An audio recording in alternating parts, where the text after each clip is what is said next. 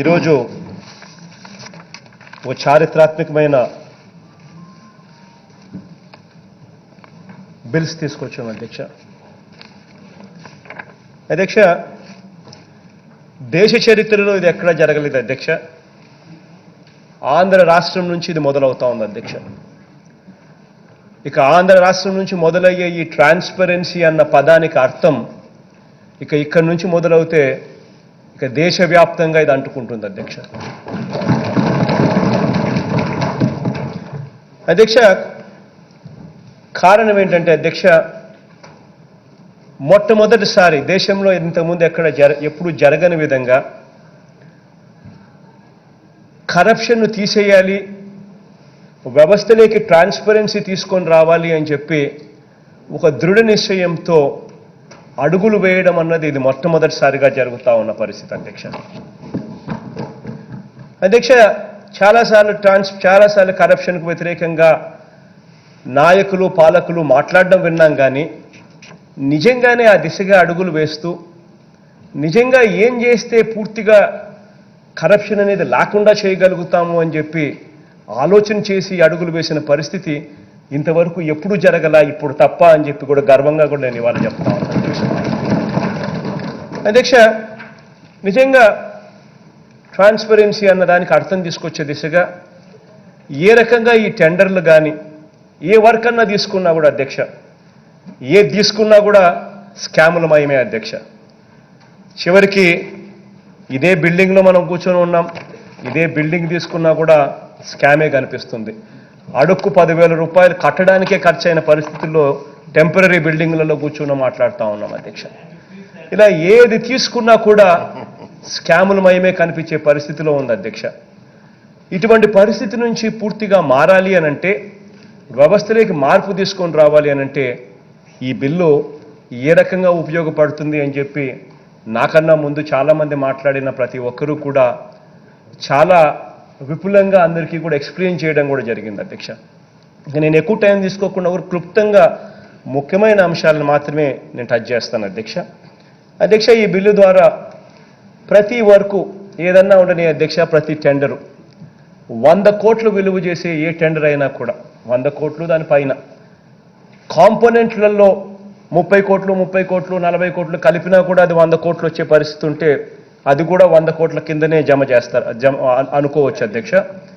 So 100 కోట్లు విలువ చేసే ఏ వర్క్ అయినా కూడా, 100 కోట్ల పైన విలువ చేసే ఏ వర్క్ అయినా కూడా అధ్యక్ష ఒక జడ్జి దగ్గరికి పంపించేస్తాం అధ్యక్ష. ఆ జడ్జి హైకోర్టు చీఫ్ జస్టిస్ ఒక జడ్జిను కేటాయించమని చెప్పి ఈ బిల్లు ద్వారా అడుగుతా ఉన్నాం. ఒకవేళ జడ్జా లేకపోతే రిటైర్డ్ జడ్జా ఎవరు అన్నది అది టోటల్గా హైకోర్టు చీఫ్ జస్టిస్ చేతిలో ఉన్న అంశం అధ్యక్ష. వాళ్ళు ఎవరో ఒకరిని నియమిస్తారు అధ్యక్ష.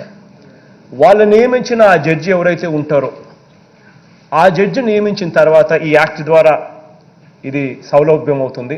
వాళ్ళు నియమించిన ఆ జడ్జి ఒక్కసారి వచ్చి ఈ బాధ్యతలు తీసుకున్న తర్వాత ఏ టెండర్ అయినా కూడా అధ్యక్ష, ప్రభుత్వం పిలిచి ఏ టెండర్ అయినా కూడా, ఏ వర్క్ అయినా కూడా ఆ టెండర్ డాక్యుమెంట్లు ఫస్ట్ ఆ జడ్జి దగ్గరికి పంపిస్తాం అధ్యక్ష. జడ్జి దగ్గరికి ఆ టెండర్ డాక్యుమెంట్లు వెళ్ళిన తర్వాత ఆ జడ్జి ఒక వారం రోజుల పాటు దాన్ని పబ్లిక్ డొమైన్లో పెడతాడు. అంటే ఒక వారం రోజుల పాటు ప్రజలందరికీ కూడా ఆ టెండర్ డాక్యుమెంట్ కనిపించే విధంగా అన్ని మాధ్యమాలలో, నెట్లలో అయితేనేమి, వాళ్ళ వెబ్సైట్లలో అయితే అన్నిట్లో కూడా డిస్ప్లేలో ఉంటుంది అధ్యక్ష. అది డిస్ప్లేలో ఒక వారం రోజుల పాటు ఉంటుంది కాబట్టి ఆ టెండర్లలో ఈ క్లాస్ బాగోలేదు, ఈ క్లాస్ బాగుంటుంది, ఈ మాదిరిగా మార్పులు చేస్తే బాగుంటుంది, ఇది బాగోలేదు, అది బాగోలేదు, ఈ మార్పులు చెయ్యండి అని చెప్పి ఎవరైనా కూడా సూచనలు ఇవ్వచ్చు, ఎవరైనా కూడా సలహాలు ఇవ్వచ్చు అధ్యక్ష. అది నేరుగా జడ్జికే ఇస్తారు ఆ సూచనలు సలహాలు. ఎందుకంటే ఆ జడ్జి ఆ టెండర్ డాక్యుమెంట్ పబ్లిక్ డొమైన్లో పెడతాడు కాబట్టి అది జడ్జికి సంబంధించిన అదే వెబ్సైట్ నుంచే ఉంటుంది కాబట్టి సూచనలు సలహాలు కూడా జడ్జికి ఏదైనా పబ్లిక్లో నుంచి ఎవరైనా ఇవ్వాలనుకుంటే కూడా, అంటే మా ప్రభుత్వానికి వ్యతిరేకంగా ఉన్న వాళ్ళు కూడా సూచనలు సలహాలు కూడా నేరుగా ఇవ్వచ్చు అధ్యక్ష. ఎవరైనా ఇవ్వచ్చు, అది నేరుగా జడ్జి దగ్గరికి పోతుంది. జడ్జి ఆ సూచనలు సలహాలు కూడా తీసుకుంటాడు అధ్యక్ష. అలా వారం రోజుల పాటు పబ్లిక్ డొమైన్లో ఆ జడ్జి ఆ టెండర్ డాక్యుమెంట్ పెడతాడు అధ్యక్ష. పెట్టిన తర్వాత ఆ జడ్జి దగ్గర టెక్నికల్గా జడ్జిను అసిస్ట్ చేయడం కోసం, టెక్నికల్గా జడ్జికు తోడుగా ఉండేందుకు గవర్నమెంట్ తరపు నుంచి ఒక టెక్నికల్ ప్యానెల్ ఉంటుంది అధ్యక్ష.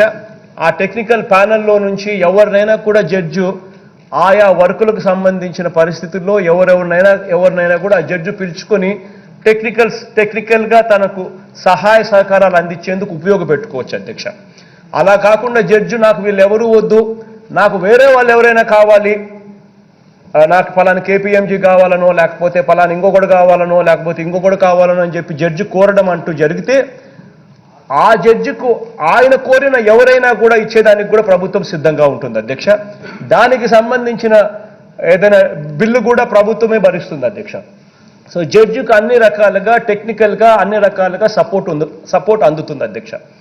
ఆ తర్వాత ఆ జడ్జు ఈ టెండర్కి సంబంధించిన సూచనలు సలహాలు ఒక వారం రోజుల పాటు పబ్లిక్ డొమైన్లో పెడతాడు కాబట్టి ఆ సూచనలు సలహాలన్నీ కూడా జడ్జికి వచ్చిన తర్వాత ఆ జడ్జి ఆ సూచనలు సలహాలను తన దగ్గర ఉన్న టెక్నికల్ స్టాఫ్తో తాను వాళ్ళందరితో కలిసి కూర్చొని ఆ సూచనలు సలహాల మీద ఆ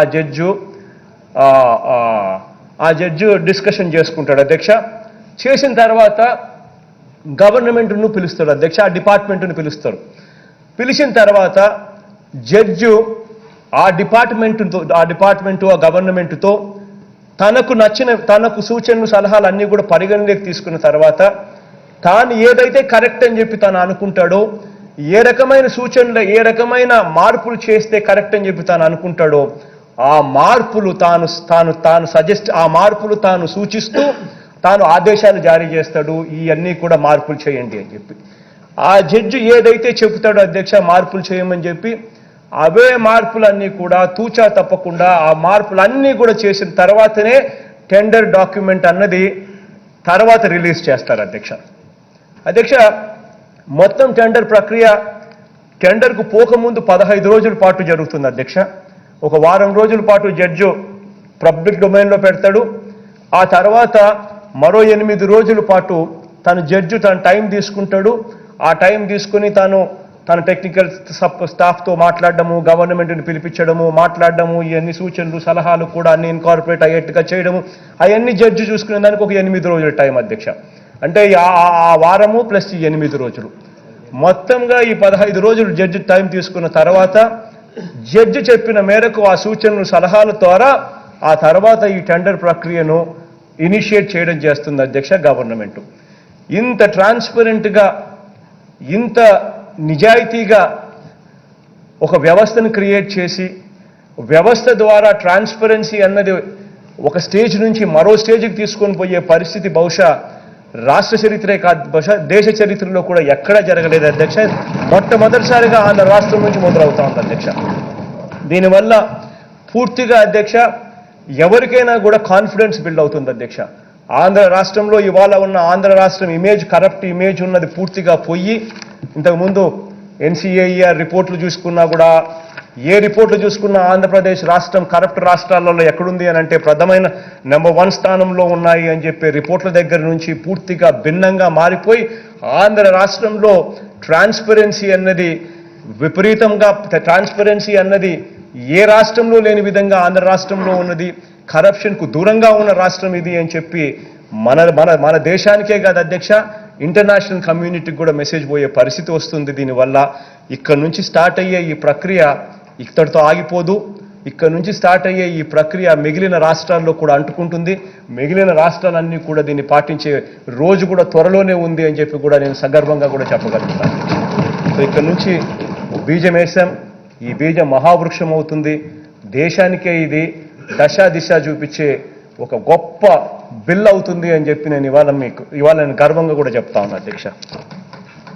ఇది చెప్తూ క్లుప్తంగా ఈరోజు ఈ బిల్లే కాకుండా ఇదే సందర్భంగా లోకాయుక్తకు సంబంధించిన బిల్లును కూడా తీసుకొని రావడం జరిగింది. దాంట్లో కూడా గత 5 సంవత్సరాలుగా ఇదే లోకాయుక్త బిల్లు మన రాష్ట్రంలో ఎందుకు అమలు కాలేదు, ఎందుకు లోకాయుక్త మన రాష్ట్రంలో ఎందుకు లేదు అన్నదానికి క్వశ్చన్ మార్క్ అధ్యక్ష.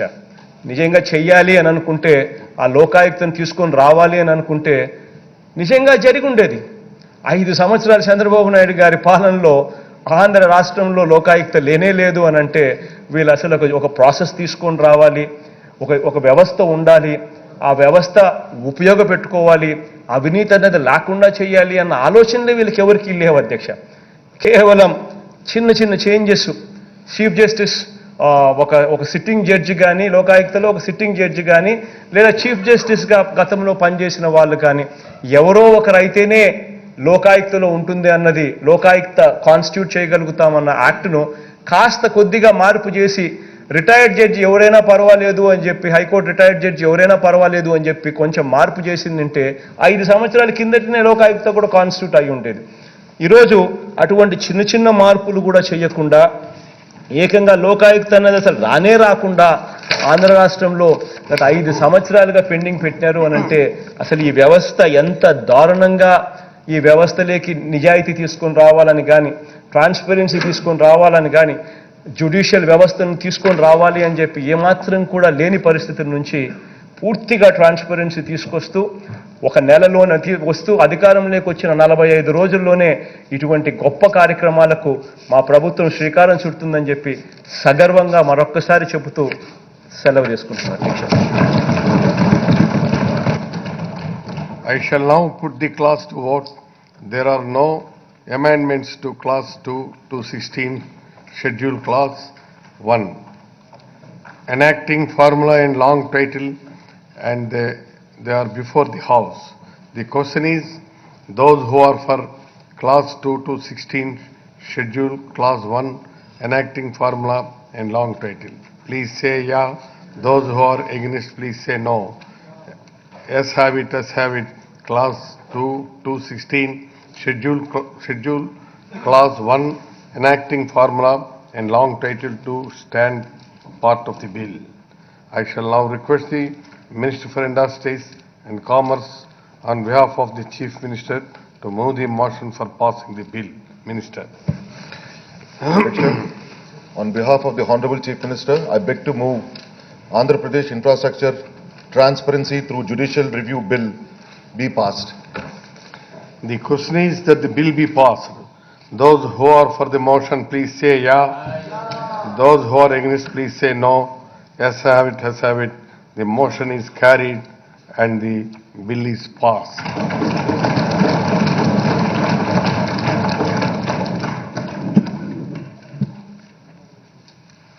Chinna Savarana, the motion is carried and the prestigious bill is passed.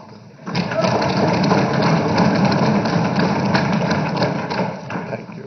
The House is adjourned to meet again at 9 a.m. on Monday, 29th July 2019.